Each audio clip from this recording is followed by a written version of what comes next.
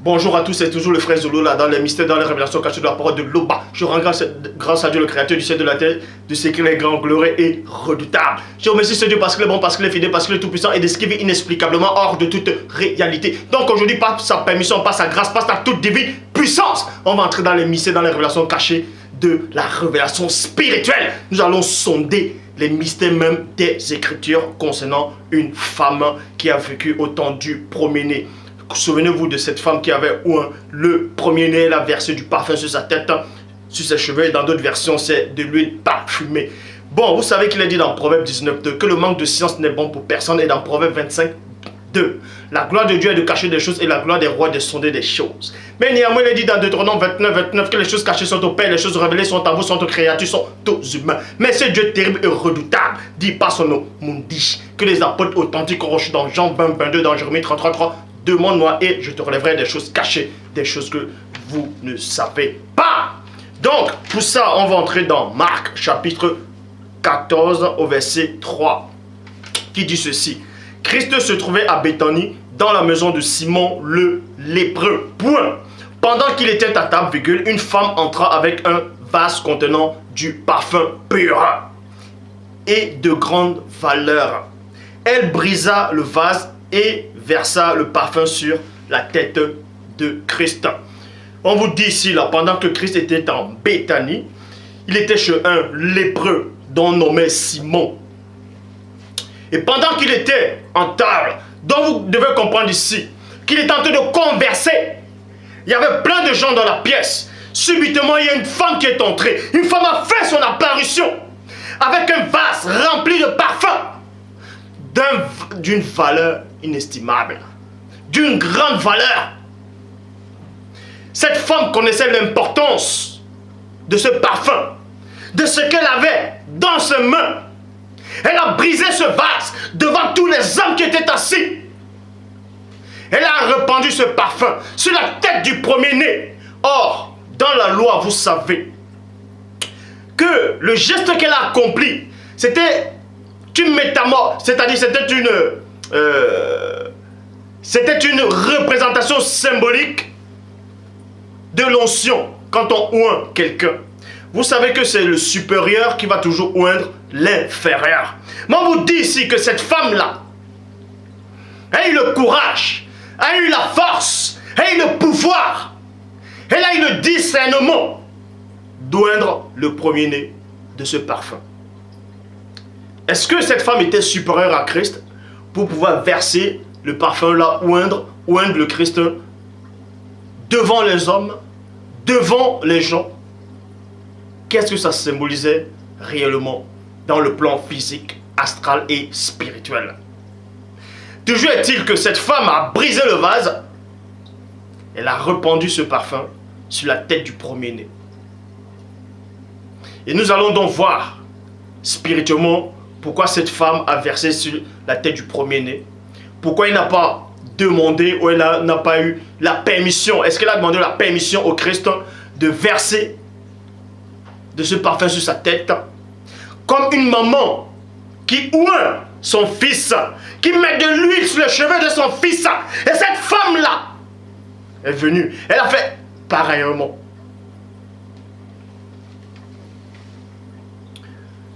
Parce qu'il est dit dans 1 Roi, chapitre 1, au verset 34, Bible parole de vie. Là, le prêtre Sadoc et le prophète Nathan verseront de l'huile sur la tête de Salomon pour le consacrer comme roi. Donc on versait toujours soit l'huile d'onction. L'huile d'onction, ce n'est pas l'huile soi-disant vous allez faire dans vos assemblées, vous prenez l'huile d'olive, vous bénissez, vous dites que c'est l'huile d'onction. Ah non, c'est pas ça l'huile d'onction. Pour faire l'huile d'onction, il faut regarder exactement tout ce qui était, tout ce qui était demandé pour faire cette huile-là. Mais on va pas parler de comment faire l'huile d'onction ou pas, si c'est toujours valable ou pas, quoique dans le Nouveau Testament il est dit souvent on utilise toujours l'huile. Et l'huile, c'est une représentation symbolique du Saint-Esprit. Est-ce que vous comprenez? Donc, quand le le grand prêtre, quand le prêtre Sadoc et le prophète Nathan, plutôt ont versé de l'huile sur la tête de Salomon, et en même temps, Salomon avait reçu le Saint-Esprit. Là, ça se passait dans le plan spirituel et physique. De même que quand cette femme-là est entrée dans cette maison, est entrée dans cette demeure, en présence de ses âmes, en présence du premier-né, elle a brisé ce vase devant les hommes et ça fait un bruit. Bra! Et les gens sont retournés, ils ont regardé. Ils se sont dit à l'intérieur d'eux, oh, elle a fait exprès de casser le vase. Mais en cassant le vase, tout le parfum ne s'est pas renversé. Elle a cassé ça avec sagesse, avec délicatesse, avec maîtrise. Et là, elle a répandu sur la tête du premier-né. Elle a oint. Et les gens la regardaient stupéfaits. Qu'est-ce qu'elle faisait? Le chérubin jadis oint a regardé la scène. Il dit, waouh, qu'est-ce que ça veut dire? Nous savons qu'elle est inférieure au Christ. Mais comment elle va, en gros, bénir ou de le Christ, alors que Christ connaissait l'importance de ce geste-là, de cette signification? Pourquoi il n'a rien dit? Qui était réellement cette femme-là? Mais toujours est-il que dans la pièce, tous ces gens qui étaient là, même ces invités, avaient les yeux braqués sur cette femme-là. Même le monde occulte, même le monde spirituel, avait les yeux braqués sur cette femme. À cet instant, il s'est passé quelque chose, un échange spirituel entre cette femme-là et le premier-né.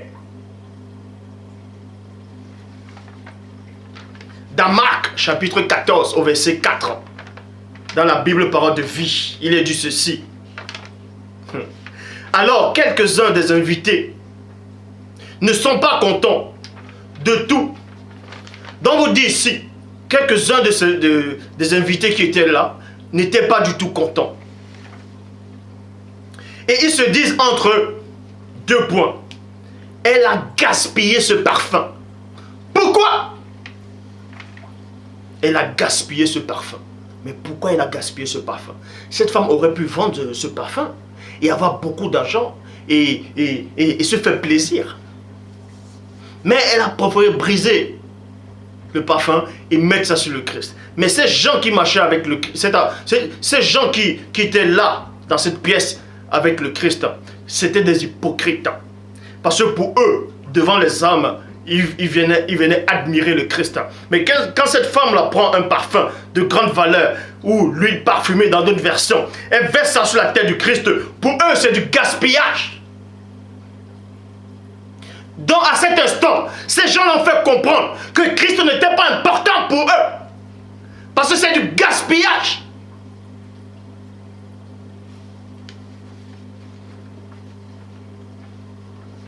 Verset 5. Bible en français courant. On aurait pu le vendre plus de 300 pièces d'argent pour les donner aux pauvres. Et ils critiquaient sévèrement cette femme. Ils ont critiqué cette femme devant tout le monde. Mais le Christ observait. Il a vu la scène.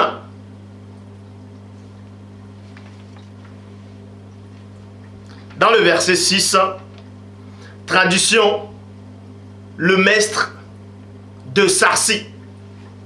Il a dit ceci. Mais Christ le dit, deux points. Laissez là cette femme. Pourquoi lui faites-vous de la peine? Point d'interrogation. Ce qu'elle vient de faire, c'est une bonne œuvre. Donc Christ a pris la défense de cette femme. Il a fermé la bouche à ses auditeurs. Il a fermé la bouche à ses détracteurs. Laissez cette femme tranquille. Pourquoi vous lui faites de la peine? Pourquoi vous la critiquez? Pourquoi vous lui pointez le doigt? Car ce qu'elle vient de faire, c'est une bonne œuvre. Devant le Fils, devant le Père.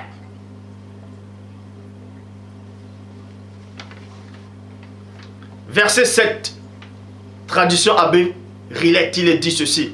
En effet, vous devez, dans d'autres versions on dit, vous avez. Mais ici il est dit, vous devez.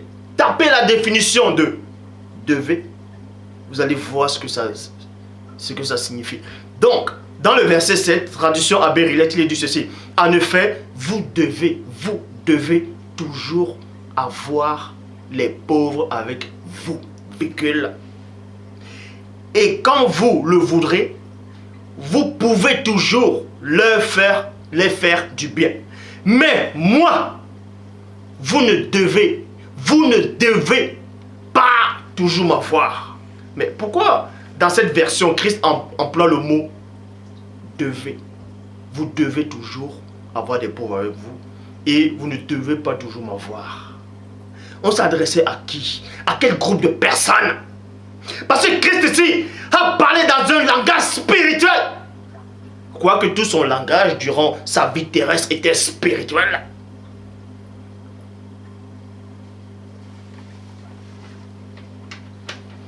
Verset 8.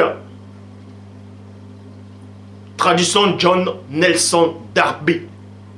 Ce qui était à son pouvoir, virgule, elle l'a fait. Elle a anticipé le moment d'oindre mon corps pour ma sépulture. Donc elle avait déjà embaumé le Christ. Avant que le Christ puisse connaître la mort de la chair. Parce que cette femme-là a vu le futur. Elle était connectée. Parce qu'il est dit dans Jean, chapitre 6, au verset 45. Il est écrit dans les prophètes, 2 points. Ils seront tous enseignés de l'Oba. Ainsi quiconque a entendu le Père et a reçu son enseignement, viens à moi. Dans cette femme-là, elle a entendu la voix du Père par l'Esprit. Elle a reçu son enseignement. Elle est venue oindre le Christ. Elle est venue embaumer son corps.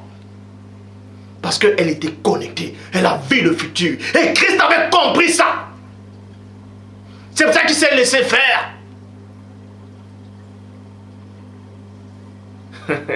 Mais les gens qui étaient là n'ont pas compris la signification de ce geste.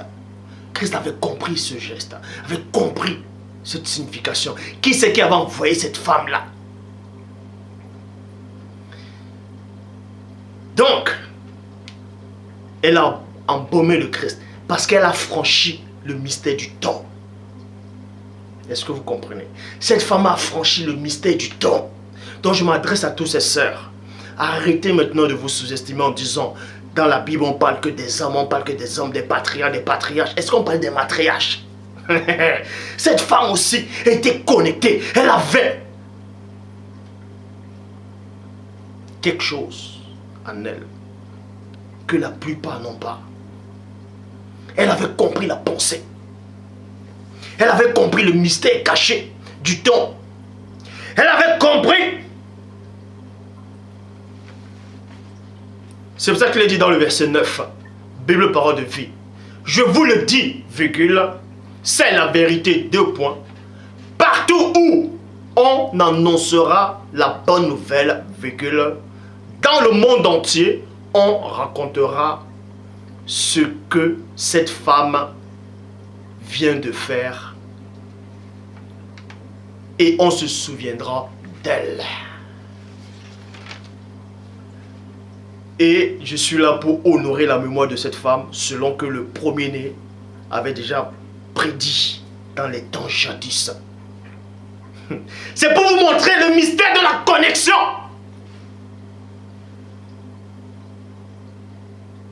Et je vous le dis, cette femme, elle est sauvée.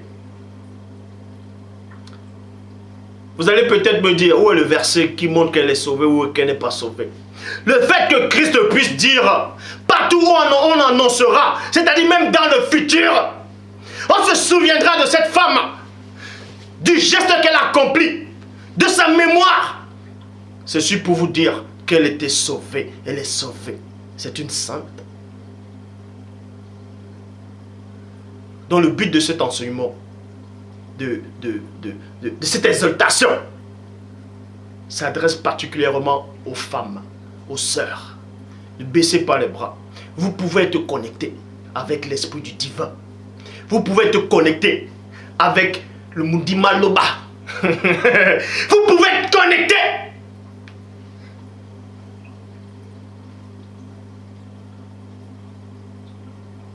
Avec celui qui est. Cette femme, elle a franchi le mystère. Elle a entendu l'enseignement. Donc le geste qu'elle a accompli, c'est un geste prophétique. Parce que les patriarches, quand ils oindraient les autres, c'était toujours les hommes qui avaient l'habitude d'oindre. Les prophètes, les prêtres. Ils avaient le pouvoir d'oindre les autres. Mais on vous montre ici qu'une femme aussi a eu ce pouvoir. Cette femme aussi a eu ce pouvoir. Donc, aux sœurs, arrêtez de vous sous-estimer en disant non. On n'a parlé que de Dorcas. On a parlé de Sarah, Rebecca, Marie, Elisabeth, Anne, Esther. Ainsi de suite. Non. On peut aussi parler de vous. On peut aussi parler de vous. Donc arrêtez de vous sous-estimer. Arrêtez de dire non, c'était dans l'ancien temps. Et Dieu faisait grâce là-bas. Non! C'est le même esprit qui agit. Le même esprit. Peut-être le temps, il change. Mais l'esprit ne change pas. C'est le même esprit. C'est la même grâce. Dans cette femme-là. C'était une matriarche. Je vous le dis. Oui. Elle est considérée maintenant comme une matriarche. Vous pouvez prendre exemple sur cette femme-là. Cette femme n'a rien demandé. Elle n'a rien demandé. Elle est venue accomplir ce qu'elle devait accomplir. Peu importe comment les autres sont moqués d'elle, elle est restée dans le calme. Parce qu'elle savait qui c'est qui l'avait envoyé. Elle savait qui c'est qui était avec elle. Et elle savait qui est en face de lui. Plutôt d'elle.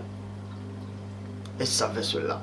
C'est pour ça qu'elle ne prêtait même pas attention au oui-dire des autres, aux critiques des autres, au mépris des autres. Mais le premier a pris sa défense. Et le premier les a donné une bonne leçon. Donc pour dire que cette femme-là était plus avancée spirituellement que tous les gens qui étaient dans la pièce, excepté le Christ. Et oui. Donc à tous ces sœurs, vous pouvez toujours avancer spirituellement et être des matriarches. Ah oui, je vous le dis. Bon, le Père s'est glorifié.